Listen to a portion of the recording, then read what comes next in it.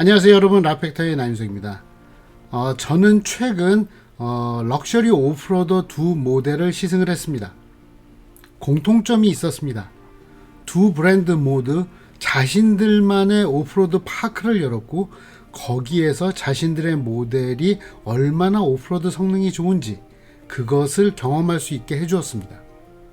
아주 좋은 경험이었어요. 그리고 저는 거기에서 공통점 하나를 더 발견했습니다. 이게 정말 럭셔리구나. 럭셔리라는 말이 잉여력이라고 하는 말과 맞닿는 부분이 바로 이거였구나. 그런데 그 맞닿는 방식은 전혀 달랐습니다. 저는 오늘 그리고 바로 이어서 다른 브랜드, 이렇게 두 편의 영상을 이번 주에 올려드리려고 합니다. 오늘은 먼저 메르세데스 벤츠 G580 with EQ 테크놀로지, 이게 진짜 모델명이에요. 이거 그리고 메르세데스 벤츠가 AMG 스피드웨이에 개장을 한 오프로드 파크 이야기입니다. 자, 지금부터 시작할게요.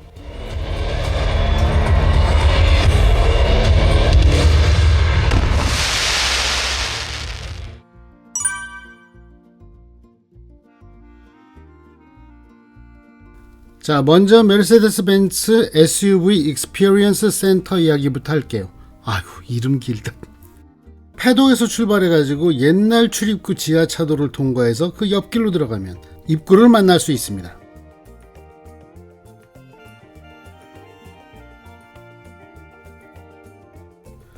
그리고 그 앞에 기다란 땅이 대부분의 장애물 코스가 놓여있는 A 코스입니다. 그리고 여기서 조금 더 들어가면 대기 장소, 그리고 G바겐만 들어갈 수 있는 아주 험한 G 코스가 기다리고 있죠. 이것이 전반적인 메르세데스 벤츠 SUV 익스피리언스 센터의 장소와 모양입니다.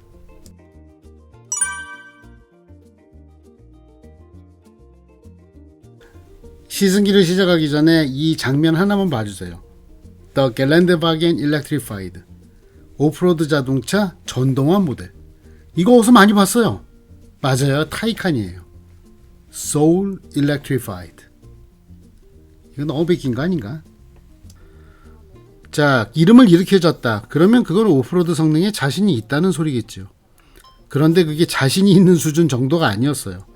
이전에도 오프로드를 잘 뛴다고 소문이 났던 내연기관 G바겐을 한 단계 더 끌어올린 오프로드 성능이었습니다. 거기에 가장 기본이 되는 것은 뭘까요? 네, 맞습니다.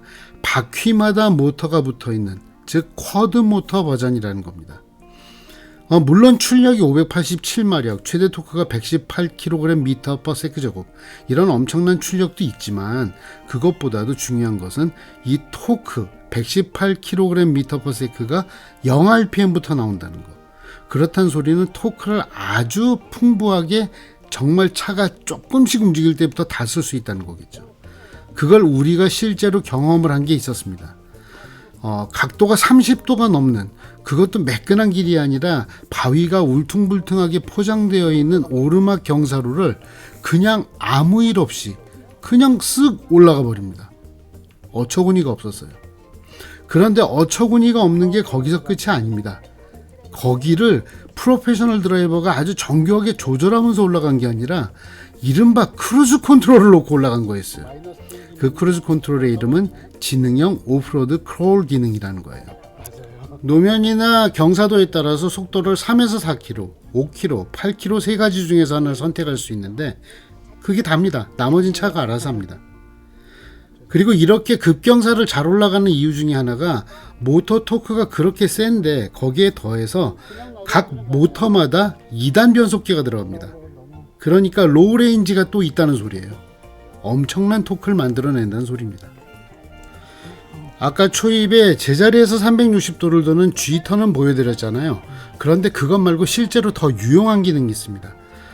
산악지형을 주행하다 보면은 우리 그 임도 같은 데 보면은 이렇게 지그재그로 길이 도는데 그 코너가 너무 짧은 데가 있어요. 이럴 때는 사실은 뒷바퀴를 쓱 미끄러뜨려서 마치 스핀턴 하듯이 차를 돌리는 것이 정말 필요할 때가 있습니다. 그럴 때 뒷바퀴를 휙 돌려서 차를 돌려주는 기능, 그게 바로 G 스티어링입니다. 그걸 직접 해봤는데 야 이건 정말 쓸모 있겠다 싶었습니다.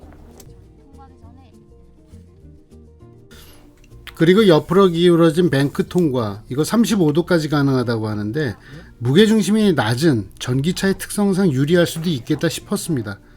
그런데 타이어 입장에서 생각해 보세요. 얼마나 무겁겠어요. 거의 3톤인데. 그런데 저는 이 뱅크에 끝까지 다 올려버렸더라고요. 인스트럭터님 죄송했어요. 없긴 했네요. 자, 내려가겠습니다. 네. 저희가 너무 잘하셨고 사장님 오프로드 체험 경험이 있으신 게 그리고 당연히 도화 수심에도 강점이 있었습니다. 원래 G바겐이 70cm까지 도화가 가능한데 G580은 85cm까지 가능합니다. 실제로 지금 여기 도화하는 곳이 70cm 정도 된다고 해요. 그런데 문 밑까지 들어오는 거 보이시죠? 이거보다 한 15cm 더 올라갈 수 있다고 하는 거예요. 상당한 수준입니다. 물론 레인지로버가 90cm로 조금 더 높지만 잊지 마세요. 레인지로버는 에어 서스펜션 달린 차예요. 이 차는 정말 쇳덩어리 코일 스프링에 그냥 어댑티브 댐퍼만 쓰는 차입니다.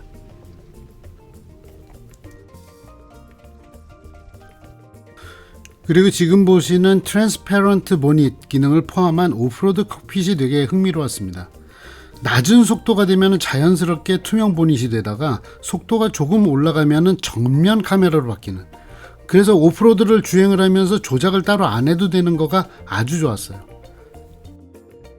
그리고 오프로드 칵핏이 좋았던 것이 이렇게 정보를 많이 보여줍니다. 심지어는 4바퀴의 서스펜션 스트로크까지.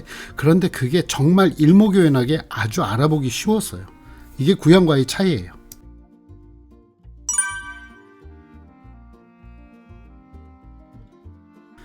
자, 알겠어요. G580 오프로드 잘 됩니다. 그런데 우리 궁금한 거 있잖아요. 이 차 전기차예요. 게다가 요즘 이슈가 되는 메르세데스 벤츠의 전기차예요. 그런데 오프로드를 뛰어야 돼요. 그러면 믿을 수 있느냐가 가장 중요하겠죠. 벤츠도 그걸 알아요. 핵심은 배터리 팩의 보호에 있겠죠. 그래서 G580의 바닥에는 한 두께가 3cm 정도 되는 카본 복합재로 만들어진 언더바디 플레이트가 있어요. 이게 그 위에다 G바겐 2대를 더 얹어도 된다는 소리니까 도합 한 9톤 정도의 충격을 견뎌도 상관이 없다. 이렇게 얘기를 하더라고요. 제가 직접 들어봤는데 58kg짜리라고 합니다. 자, 그러면 이번에는 배터리팩 자체에 대한 얘기겠죠. G바겐은 바디온 프레임 차입니다. 그래서 배터리팩을 그 프레임 안쪽에 집어넣어서 안전하게 보호하기 위해서 배터리팩은 모듈을 2층으로 쌓은 형태로 되어 있다고 합니다. 지금 사진에 보이시죠? 그리고 지금 이 테스트는 뭐냐면요, 이 배터리팩을 갖다가 염수, 바닷물 속에다 집어넣고 온도를 높이고 이런 식으로 테스트를 많이 했다고 합니다. 이것을 통해 가지고서 방수는 물론이고 어떠한 온도 상황에서도 배터리팩이 안정성을 잃지 않는다, 이런 걸 다 테스트했다고 하네요.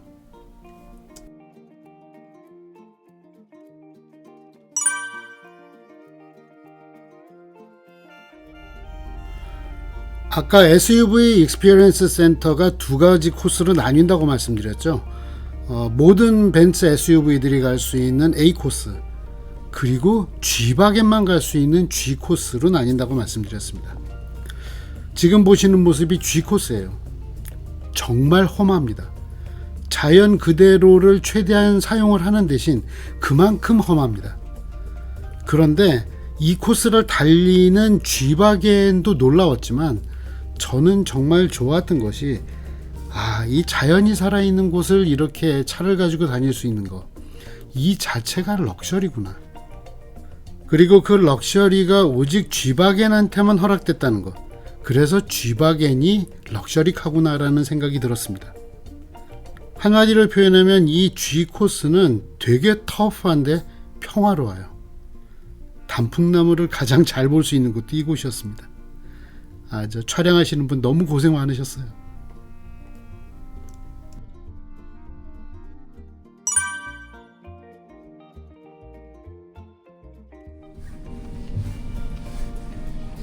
얘도 에어 서스펜션인가요? 아닙니다. 저는 아니에요? 그냥 어댑티브 댐핑만 있어요. 근데 기본은 탑재가 되어 있습니다. 저 깜짝 놀랐습니다. 진짜로 에어스프링 달린 차인 줄 알았어요. 왜냐면 바닥에 있는 작은 돌과 요철을 집어삼키는 게 에어스프링하고 정말 비슷했거든요. 바디온 프레임 차라는 거는 정말 거의 잊어버리고 탔습니다. 그 소리는 뭐냐면은 이 G바겐이라는 차가 오프로드를 잘 뛰는 건 아는데 차가 너무 딱딱하고 뻑뻑해서 사람 피곤하게 하는 게 가장 큰 단점이었잖아요. 지금 화면에서 저하고 인스트럭터 몸이 흔들리는 걸 보면 이 노면이 얼마나 안 좋은지 아실 겁니다. 물론 차에 요동은 있어요. 하지만 바닥에서 이렇게 쿵쿵거리고 덜컹거리는 그런 게 전혀 없고 요철은 있지만 거칠지 않게 느끼게 합니다. 이게 시내에서는 훨씬 더 크게 작용할 거예요. 자, 지금 노면이 좋아졌죠? 이제는 전혀 거칠다는 느낌이 아예 없어요. 이러면 시내에서 G바겐을 타시는 분들 되게 많잖아요.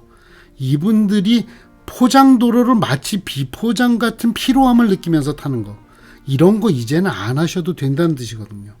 정말 놀라웠습니다.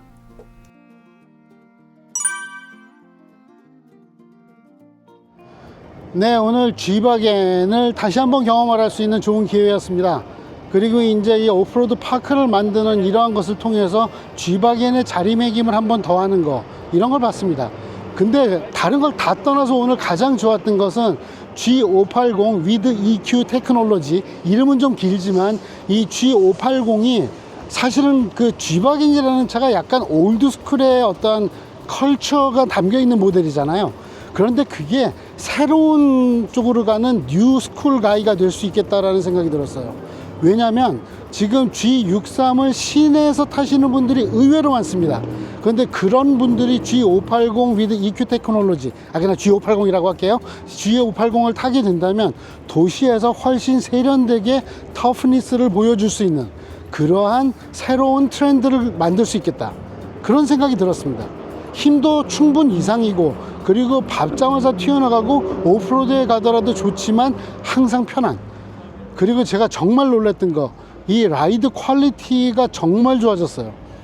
그래서 저는 이 차가 가지고 있는 시장은 그동안의 G바겐의 시장보다는 조금 더 결이 다른, 그리고 조금 더 넓을 수 있는, 하지만 확실하게 럭셔리한 시장으로 가고 있다 라고 말씀을 드릴 수 있을 것 같습니다. 오늘 대단히 즐거운 경험이었습니다. 지금까지 라펙터의 나인석이었습니다.